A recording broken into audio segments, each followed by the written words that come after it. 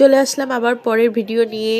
কলকাতায় যাওয়ার পরের দিন সকালবেলার ভিডিও এটা। দেখো সবাই স্নান টান করে ভোর 3টের সময় উঠে রেডি হয়ে গেছি, আর এখন শুধু বেরোনোর পালা। কোথায় যাচ্ছি চলো তোমাদের সাথে শেয়ার করবো অবশ্যই কোথায় যাচ্ছি। আর এই দেখো, যার জন্য আসা সে ওইখান থেকে হাই করে দিল। আর এটা হচ্ছে ছোটু, আমার ছোট ননদের দেওর। তো সবাই মিলে হাই করে দিল, যার সামনে ক্যামেরা যাচ্ছি সে একটু হাই করে দিচ্ছে। আর এইদিকে দেখো, দেখতে পাচ্ছ কত রকম সরঞ্জাম। এগুলো হচ্ছে আমার ছোট ননদের ছেলের মানসিক দিতে যাচ্ছি, তো তার জন্যই সব গুছিয়ে নেওয়া। ত্রিপুরা মায়ের কাছে যাচ্ছি, দক্ষিণ 24 পরগনা মথুরাপুরে। ত্রিপুরা মায়ের কাছে গেছিলাম পুজো দিতে। ওটা খানিকটা সুন্দরবনে একদম ঢোকার মুখটায় পড়ে। তো এই দেখো সবাই মিলে আমরা রেডি হয়ে বেরিয়ে পড়বো। আর এটা যেহেতু নিজেদের গাড়ি, কোনো চাপ নেই, নিজেদের গাড়িতে করে চলে যাব। এখন সকাল সকাল 2.5-3 ঘন্টা টাইম লাগে কলকাতা থেকে।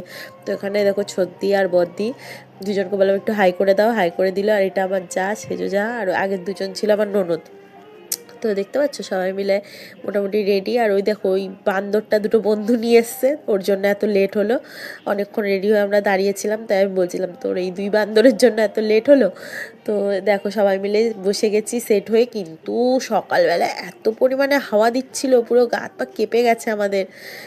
ঘরে তো ছিলাম, কলকাতায় তো প্রচণ্ড গরম তোমরা সবাই জানো, কিন্তু তারপরে যে বেরিয়ে গ্রামের দিকে ঢোকা আরম্ভ হয়েছে, কি ঠান্ডা।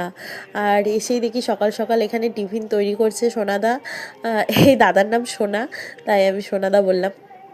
আর আমাদের জন্য হচ্ছে ছেঁড়া পরোটা আর ঘুগনি। তো আমি একটু বলছিলাম ঠিক আছে প্রথম থেকে প্রসেসিংগুলো দেখি তুমি কিভাবে বানাচ্ছ।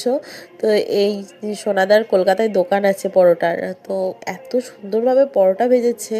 মানে অনেক সময় আমরা ছেঁড়া পরোটা খাই দোকানে ঠিকই, কিন্তু ভিতরে ভিতরে কাঁচা থাকে, কিন্তু এটা এত সুন্দরভাবে মুচমুচে করে ভেজেছে। অবশ্য অনেকক্ষণ টাইম নিয়ে ঘরের জন্য করেছে, সবার জন্য, তো খুব ভালো। আর সব থেকে বড় কথা হচ্ছে গ্রামের মানুষের আতিথেয়তাটা এত পরিমাণে ভালো হয়, যেটা শহরের মানুষ সচরাচর পারে না হয়তো। সবাই সবার কাজে ব্যস্ত থাকে, বলবো না যে সবাই সমান, কিন্তু সবাই সমান তো না না, তাই আর বললাম না কিছু। কিন্তু গ্রামের মানুষের আতিথেয়তাটা একটু বেশিই হয়। দেখো আমরা সকাল সকাল যাব, আমরা এতগুলো লোক গেছি পুজো দিতে, তো সকাল সকাল কত সুন্দর টিফিন টিফিন করে পুরোপুরি রেডি করে রেখেছে। আর সকাল সকাল সবাইকে চা দিয়েছিল, চা খাওয়া হয়ে গেছে, এই যে চায়ের কাপগুলো সব রয়েছে। আমরা ঢোকার সঙ্গে সঙ্গে চা খেয়েছি, তারপরে আধা ঘন্টা 40 মিনিট পরে টিফিন খেয়েছি। আর পুজো দিতে যাচ্ছি, তোমরা ভাবছো কেন খাচ্ছি, এটা নিরামিষ ছিল। আর তার থেকে বড় কথা, ছদ্দি মানসিক করেছিল, ছদ্দির শাশুড়িতে, ছদ্দি পুরোপুরি উপোস ছিল, জলও খায়নি। তো এখানে দেখো আমি বলছিলাম তুমি এক একটা করে পরোটা বানাবে আর আমি সেগুলো ভিডিও করব, তো সেটাই তোমাদের সাথে শেয়ার করলাম। আর তারপরে পরোটা ভাজা একদিকে হয়ে গেছে, আর একদিকে হচ্ছিল তরকারি। সোনাদাই তরকারিটা বসিয়েছিল, তারপরে আমার কর্তামশাই আবার একটুখানি মাঝে কায়দা করতে বসে গেছে, বলছে কই দেখি আমি একটু খুন্তি নাড়ি। তো ও খুন্তিটা একটু নাড়লো। আর তারপরে খেয়ে দিয়ে আমরা চলে গেছিলাম ওদের বাগান ঘুরতে, সেটাও তোমাদের সাথে শেয়ার করব, না করলে হয়। আমরা গিয়ে কী কী করলাম গ্রামে, তো সবটাই তোমাদের সাথে শেয়ার করবো। আর ওখানের পরিবেশটা এতটা সুন্দর, জায়গাটা এতটা সুন্দর, আর সব থেকে বেশি সুন্দর ওখানের মানুষগুলো এত সুন্দরভাবে আতিথেয়তা, ভালোবাসে। আর এই মোড়াটা দেখছো, অনেক দিন পরে এরকম গ্রামে মোড়া দেখলাম। আগে তো দেখা যেত, এখন তো সচরাচর এসব দেখাও যায় না। তো ওখানে গিয়ে এইসব জিনিসগুলো খুব ভালো লেগেছে। আরও কী কী দেখেছি সেগুলোও তোমাদের সাথে শেয়ার করবো। আর এই দেখো আমার মেয়ে কামরাঙা গাছ দেখে নিয়েছে, তো এটা ওদের সোনাদাদেরই গাছ। তো ওদের অনেক বাগান, আর বাগানের মধ্যে সব কত রকমের সবজি গাছ, তো দেখে তো প্রাণ মন জুড়িয়ে গেল। যেহেতু আমিও একটা গ্রামের মেয়ে, তো আমার তো এইসব জিনিসগুলো আগাগোড়াই বেশি ভালো লাগে।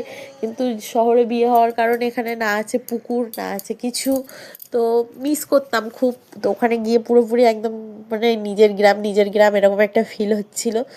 তো এত সুন্দর চারিদিকে সাজানো। আর একটা জিনিস যেটা বেস্ট দেখলাম, ওখানে সবার বাড়ির সামনে একটা করে পুকুর, যেটা আমাদের গ্রামে নেই। কিন্তু ওই সব দিকটায় দেখলাম, ওই দক্ষিণ 24 পরগনার দিকটা সবার বাড়ির সামনে একটা করে মোটামুটি পুকুর আছেই।